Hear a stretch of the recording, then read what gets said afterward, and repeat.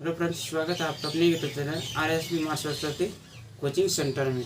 जो कि आगे पॉइंट है आपके क्लास 12 के छठा चैप्टर वो तत्वों के निष्कर्षण के सिद्धांत एवं प्रक्रम चैप्टर का नाम है। इससे पहले कुछ पॉइंट हमने देख चुके हैं जिसका लिंक हम डिस्क्रिप्शन में दे चुके हैं। जो कि दिया गया है कि आगे है बुढ़ाई की रोस्टिंग यानी जारन या भर्जन। इस विधि में सांद्रित अयस्क को उसके मेल्टिंग पॉइंट से कम ताप पर वायु की उपस्थिति में क्या किया जाता है, गर्म किया जाता है। गर्म किया जाता है तो वाष्पशील औषधियाँ वाष्पीकृत होकर वो क्या हो जाते हैं, बाहर हो जाते हैं। जिस तरह से देखा जाए तो सांद्रित अयस्क को उसके मेल्टिंग पॉइंट से जो कि आपके मेल्टिंग पॉइंट से क्या किया जाता है, कम ताप पर वायु की उपस्थिति यानी कम ताप देंगे, टेम्परेचर कम देंगे और देने के बाद जो है उसको वायु की उपस्थिति यानी हवा की उपस्थिति में क्या किया जाएगा, गर्म किया जाएगा। गर्म किया जाएगा तो वाष्पशील औषधियाँ जो है क्या हो जाएगी, वाष्पीकृत होकर वो बाहर निकल जाएगी। यानी जो कि वाष्पशील औषधियाँ जो है देखा जाए तो वाष्प में जो औषधियाँ रहते हैं वो वाष्पीकृत होकर वो क्या हो जाएंगे, बाहर हो जाएंगे तथा अयस्क ऑक्साइड में बदल जाएंगे। तब जो है क्या होगा, अयस्क जो है क्या होगा, वो ऑक्साइड में बदल जाता है। तब इस विधि को हम क्या कह सकते हैं, रोस्टिंग कहते हैं। तब कुछ दिया गया है कि पॉइंट उसका बनाया गया है बुढ़ा कि इस विधि में हम सल्फाइड ऑर्स को यानी सल्फाइड ऑर्स को क्या करेंगे, सल्फर ऑक्साइड में बदलेंगे। यानी सल्फाइड ऑर्स को सल्फर ऑक्साइड में बदलेंगे। तो दिया गया है कि S+O2 क्या हो गया, SO2 2PbS तब हो गया आपका ऑक्सीजन और 2PbO प्लस सल्फर ऑक्साइड। यानी ये जो है आपका सल्फर ऑक्साइड में क्या हो जाएगा, कन्वर्ट हो जाएगा। इसमें भी वही है जो कि आपके सल्फर ऑक्साइड में क्या होगा, बदल गया है। तब दिया गया है कि इसका प्रॉपर्टी क्या है, प्रॉपर्टी ऑफ रोस्टिंग। तो दिया गया है आपका जो इस विधि में नमी दूर नहीं होते, यानी इस विधि में क्या होते हैं, नमी दूर इसका नहीं होते हैं। नंबर 2 में दिया गया है कि आपके इस विधि में कार्बोनेट तथा हाइड्रेट ऑर्स को यानी ऑर्स के लिए उपयुक्त नहीं होते हैं। यानी ये जो है आपका स्मेल्टिंग रोस्टिंग वो जो है आपका क्या हो जाएगा, इस विधि में जो है कार्बोनेट तथा हाइड्रेट ऑर्स के लिए वह जो है क्या होते हैं, उपयुक्त नहीं होते हैं। नंबर 3 में दिया गया है कि इस विधि में कार्बोनेट पदार्थ दूर नहीं हो पाता है। यानी इसमें जो है कार्बोनेट पदार्थ जो है इससे दूर नहीं हो पाता है, यानी इससे जो है कार्बोनेट पदार्थ दूर नहीं हो पाते हैं। नंबर 4 में दिया गया है इस विधि में हाइड्रेट ऑक्साइड का जल बाहर नहीं निकलता है। यानी इसमें जो है हाइड्रेट ऑक्साइड जो है इससे जल बाहर नहीं निकलते हैं। और आगे दिया गया है कि आपका नंबर 2 में क्या है, ऑक्साइड ऑर्स को धातु में अवकरण यानी उसको जो है ऑक्साइड ऑर्स को धातु में चेंज करेंगे। तो बोला गया है कि एक में दिया गया है कि स्मेल्टिंग ऑर्स रिडक्टिंग ऑफ विथ कार्बन यानी परगलन या तो द्रवण या परगलन या कार्बन अवकरण की विधि है। बोल रहा है कि इस विधि में सांद्रित अयस्क को उसके मेल्टिंग पॉइंट से यानी मेल्टिंग पॉइंट से अधिक ताप पर गर्म किया जाता है। यानी उससे अधिक ताप पर जो दिया गया है उसका ताप उससे अधिक ताप, यहाँ पर क्या करें, कम ताप पर देने के लिए आपको रोस्टिंग होगा।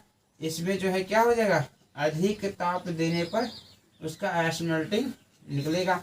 यानी गर्म ताप पर जो है यानी अधिक ताप पर गर्म किया जाता है तो ऑक्साइड ऑर्स कुक के द्वारा जो है अवकृत किया जाता है। यानी कुक के द्वारा जो है क्या होता है, अवकृत होता है। अवकृत होने की जिससे हम क्या कह सकते हैं, स्मेल्टिंग कहते हैं। यानी बोल रहा है कि इस विधि में सांद्रित अयस्क को मेल्टिंग पॉइंट से यानी मेल्टिंग पॉइंट से जो है क्या करेंगे, उससे अधिक ताप पर गर्म करेंगे और गर्म करने के बाद जो ऑक्साइड और कुक के द्वारा क्या हो जाएगा, बाहर निकल जाएगा। तब बोल रहा है कि इसमें जो है आपका यानी सब जो है ये आपको बाहर निकल रहा है। यानी बाहर निकलने के बाद जो है ये ऑक्साइड ओर्स है आपका, ऑक्साइड ओर्स सभी आपका बाहर निकलते जा रहा है। तब दिया गया है कि अगला पॉइंट में आपका बी में दिया गया है कि रिडक्शन विथ एल्युमिनियम या तो एल्यूमिनो थार्मिक प्रोसेस। बोल रहा है कि कुछ स्टैंडर्ड मेटल ऑक्साइड जैसे, जो कि आपका जैसे बोल रहा है कि Cr2O3 Mn2O4 और कार्बन के साथ जो है क्या हो जाएगा, आसानी से अवकृत नहीं होता है। यानी ये तीनों जो दिया गया है कि आपका केमिकल, ये जो है ये आसानी से उसमें चेंज नहीं होता है, यानी आसानी से नहीं बदलता है। तब बोल रहा है कि इस स्थिति में एल्युमिनियम को रिडक्टिंग एंगल के रूप में, यानी रिडक्टिंग एंगल के रूप में क्या होता है, चुना जाता है, क्योंकि एल्युमिनियम पर इलेक्ट्रॉन पॉजिटिव चार्ज अधिक होता है। यानी क्या होता है, इलेक्ट्रॉन पर जो है पॉजिटिव चार्ज अधिक होता है, इसलिए वैसे प्रोसेस जिसमें मेटल ऑक्साइड को एल्युमिनियम के द्वारा जो है क्या रिडक्ट किया जाता है, तो उसे हम क्या कहते हैं, एल्यूमिनो थर्मिक प्रोसेस कहते हैं। यानी इसमें जो है आसान तरीका है समझने की, इसमें जो आपके रिडक्टेंट मेटल के ऑक्साइड जैसे होता है, रिडक्टेंट मेटल ऑक्साइड है आपका Cr2O3 Mn2O4 आपका कार्बन के साथ जो है उसको आसानी से अवकृत नहीं किया जाता है, और तभी होगा, यानी कोई चीज़ आसान नहीं होता है, उसको करने के लिए जो है कुछ करना पड़ता है। तब बोल रहा है कि रिडक्टिंग एंगल के, यानी रिडक्टिंग एंगल में जो क्या कहता है, चुना जाता है, और चुनने के बाद जो है चुनने के बाद तब बोल रहा है कि उसको एल्युमिनियम पर, यानी एल्युमिनियम पर जो है इलेक्ट्रॉन हमेशा क्या होता है, पॉजिटिव चार्ज होता है, और चार्ज अधिक होने के कारण जो इसमें, इसलिए वैसा प्रोसेस जिसमें क्या होता है, मेटल ऑक्साइड को एल्युमिनियम के द्वारा जो है रिडक्ट मिलाया जाता है, तो उसे को एल्यूमिना थार्मिक प्रोसेस कहते हैं। जिसमें कि इसका एग्जांपल दिया है कि Cr2O3 प्लस एल्युमिनियम को मिलाने के बाद जो है क्या हो जाता है, आपका थारिक एल्युमिनियम बन जाता है, यानी एल्यूमिना थाइड बन जाता है। और बनने के बाद है आपका एगन, जो कि आपका Cr2O3 प्लस 2Al यानी एल्युमिनियम, तब दिया गया Al2O3 प्लस 2Cr, तब दिया गया है कि इधर 3Mn3O4 प्लस 8Al, तो यहाँ पर है आपका 4Al2O3 प्लस 9Mn दिया गया है। बाकी बात उतार लीजिए, आगे का पॉइंट देखते हैं क्या है नहीं। आगे पॉइंट लिया गया है जो कि आपका इलेक्ट्रोलाइटिक रिडक्शन, यानी इलेक्ट्रोलाइटिक रिडक्शन। इसमें बोल रहा है कि अधिक इलेक्ट्रॉन पॉजिटिव एलिमेंट जैसे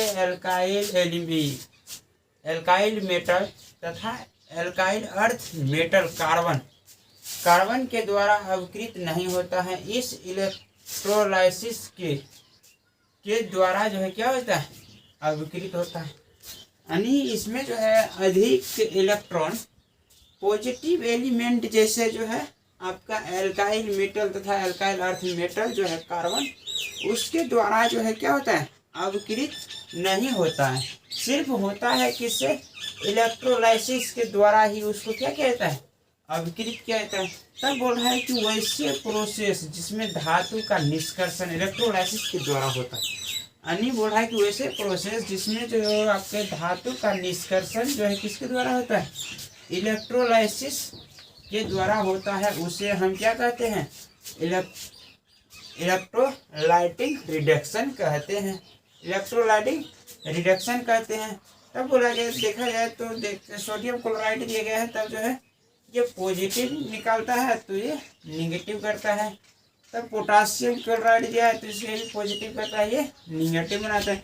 तब दिया गया है कि ये जो है आपका एल्काइल मेटल, एल्काइल मेटल जो है आपका वो होता है जो कि आपका नंबर ऑफ सीरियल पहला हो, जो कि आपका पीरियोडिक टेबल में दिया गया होगा कि हाइड्रोजन, लिथियम, सोडियम, रिवेनियम, यानी ये सब दिया गया है। वो जो है पहला वाला जो पीरियोडिक टेबल होगा यानी उसमें से पहला सीरियल नंबर उसी का होगा।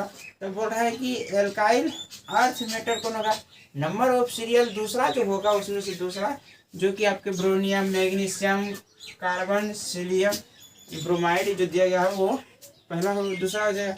तब बोल रहा है कि डी नंबर में है कि ऑटो रिडक्शन और सेल्फ रिडक्शन। ऑटो रिडक्शन और सेल्फ रिडक्शन किसे कहते हैं?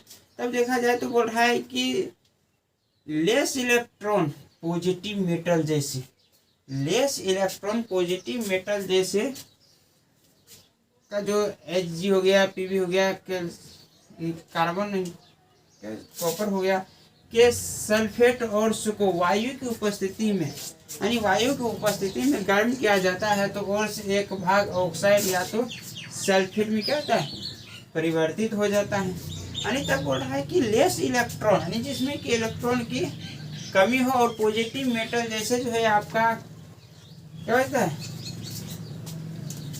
क्रोमेनियम हो गया आपका जो कॉपर हो गया, इसके साथ जो है सल्फेट और सुको वायु की उपस्थिति में गर्म किया जाता है तब जो है जिसमें और की एक भाग ऑक्साइड या सल्फेट में क्या होता है, वह परिवर्तित हो जाता है और शेष भाग में क्या होता है, सल्फेट और मेटल तथा सोडियम को जो है वो देता है। और इस प्रोसेस को हम ऑटो रिडक्शन और सेल्फ रिडक्शन कहते हैं। यानी इसमें जो है आपका उसको परिवर्तित ऑक्साइड में या तो ऑक्साइड या तो सल्फेट में परिवर्तित करते हैं और शेष भाग जो बच जाता है सल्फाइड और मेटल तथा सोडियम, वो जो है उसी को क्या बोलते हैं, उसी विधि को ऑटो रिडक्शन और सेल्फ रिडक्शन कहते हैं। यहाँ पर देखा जाए तो सोडियम को बाहर कर दिया गया है, बाहर कर दिया गया। तो देखा जाए तो आपका यहाँ पर है आपका लास्ट ये पॉइंट है, उसके बाद अगला दूसरा पॉइंट होगा आगे। तो बोल रहा है कि हाइड्रोमेटलर्जी किसे कहते हैं, हाइड्रोमेटलर्जी किसे कहते हैं, या तो हिंदी में कहते हैं धातु, यानी हाइड्रो धातु का। इस विधि में मोर इलेक्ट्रॉन मेटललेस, यानी इस विधि में मोर इलेक्ट्रॉन मेटललेस इलेक्ट्रॉन पॉजिटिव को उसके सेल के, यानी उसके सेल के सॉल्यूशन में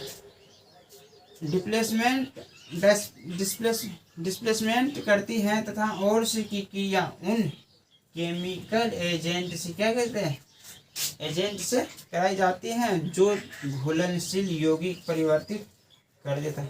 यानी बोल रहा है कि इस विधि में आपका मोर इलेक्ट्रॉन मेटललेस, यानी मेटललेस को इलेक्ट्रॉन पॉजिटिव को क्या कहता है, उसको जो है पॉजिटिव को उसके सेल के सॉल्यूशन में उसका डिप्लेसमेंट कराई जाती है और ओर्स के उन क्रिया में, यानी ओर्स की क्रिया के उन केमिकल एजेंट से कराई जाती है जो कि उसका क्या हो, घुलनशील यौगिक में परिवर्तित हो।